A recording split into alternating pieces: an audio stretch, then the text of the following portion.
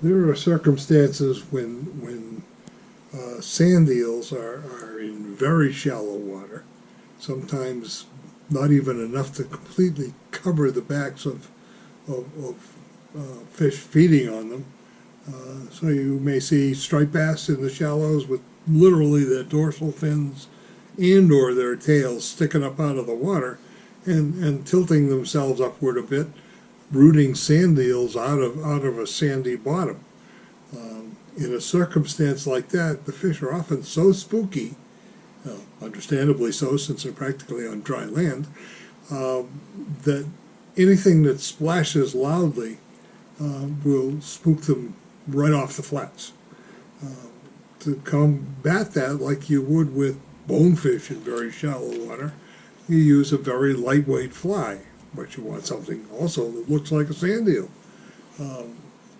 The best approach I've found for that kind of situation is using a very small, lightweight hook. This is Gamakatsu SC15 size 2. Seems to fill the bill quite nicely, and you couple that to start with monofilament thread, fine thread, and you start it very simply by just getting a base wrap on the hook shank up to about the point where the hanging thread bisects the point of the hook, and then start building your fly with a little bit of bucktail. And when I say a little bit, that's what I mean. Let's take a little clump off this tail and remove the fine stuff at the base. And we want this to extend back about 3 inches because your whole fly is going to be about 3 inches long. So behind the hook shank, about 3 inches. And since we're going to tie this down onto the shank, we leave that little extra bit. And cut off the excess right at the beginning. Bring your thread forward again over that base and very carefully tie down your base bucktail.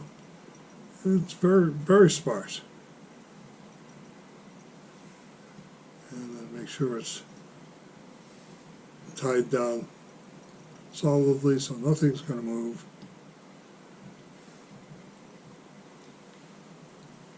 The moisture helps the flyaways. Then you can take a couple of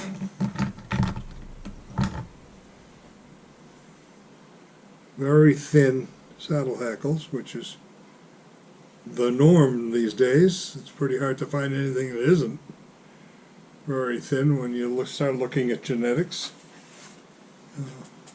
You've got saddle hackles that look like this, very mobile, but very slim in profile, and you're not going to be using the fatter part of the hackle at all. You're using the outer portion of it. Place that right on top without even bothering to strip fibers away. A loose loop around and do the best you can to keep it on top and vertical. And then tie it down so you're about halfway up the shank. Remove the excess.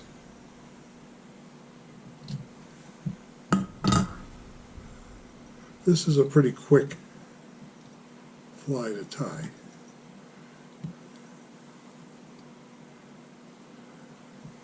Now, we want to create some sort of base to finish the fly, and we want something that will cover the hook shank. So we take a little piece of Bill's Body Braid, tubing, or Easy Body, either one, as long as it's hollow inside, and cut a short piece that's basically the length of your hook shank, which is going to become the head of the fly, whole hook shank. And you're going to slide this over the eye with the thread right at the eye of the hook and tie it on. Snug it down.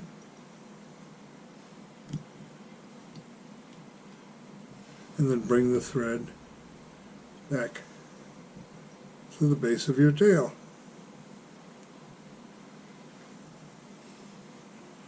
Then you can push this back over itself. And you notice the back end's kind of frayed and all the rest of that.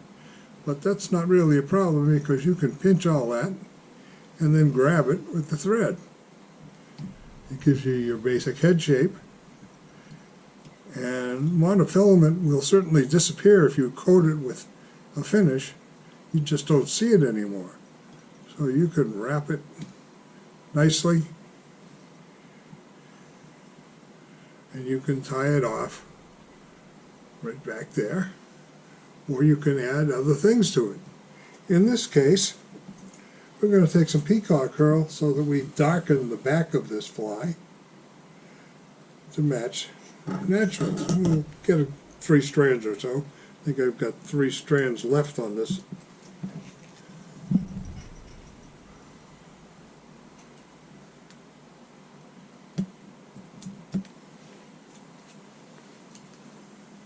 And we'll match up the tip ends.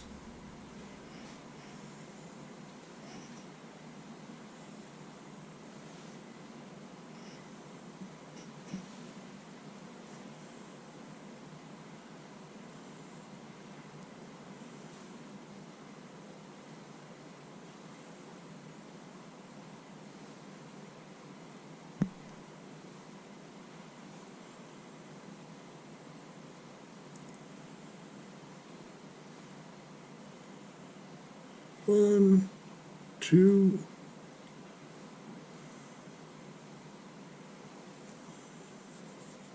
three. And we'll tie these in. Again, a little moisture to keep things controlled and contained. Tie these in, matching the length.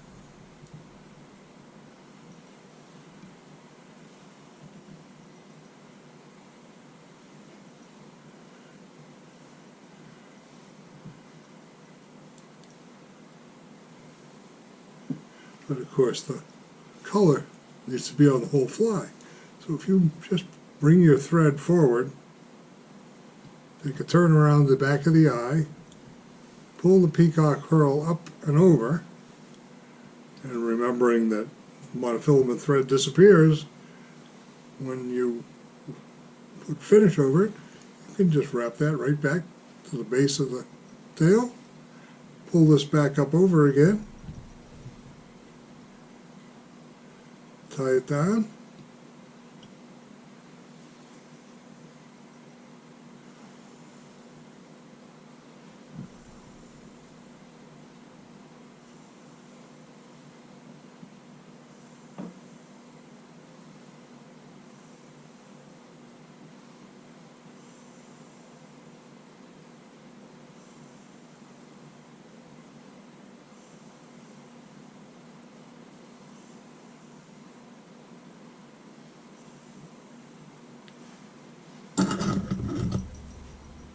remove the excess,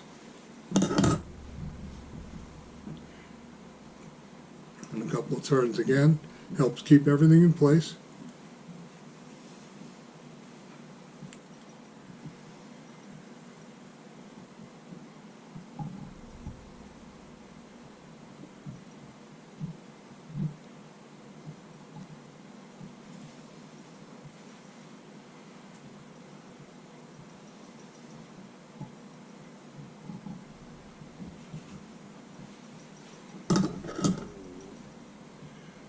There is your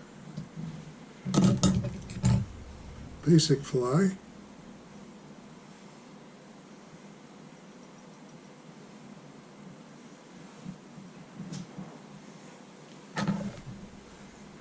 tiny bit of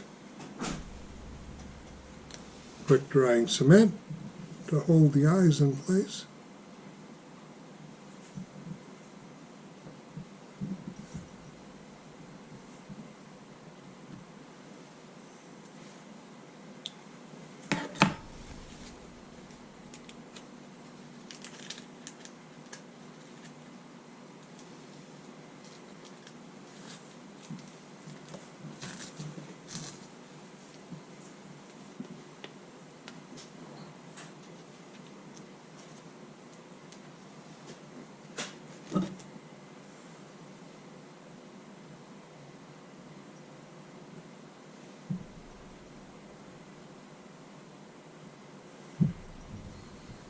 One eye.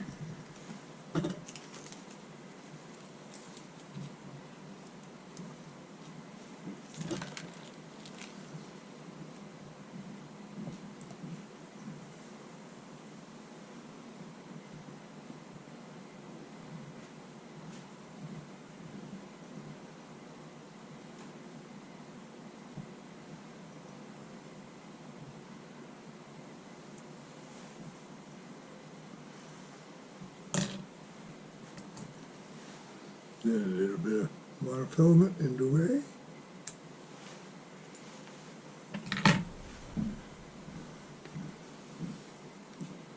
little bit of UV varnish over the eyes, help lock them in place.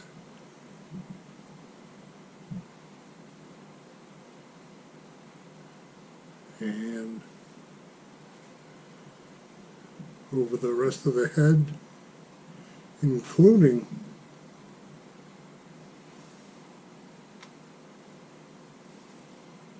the peacock herl.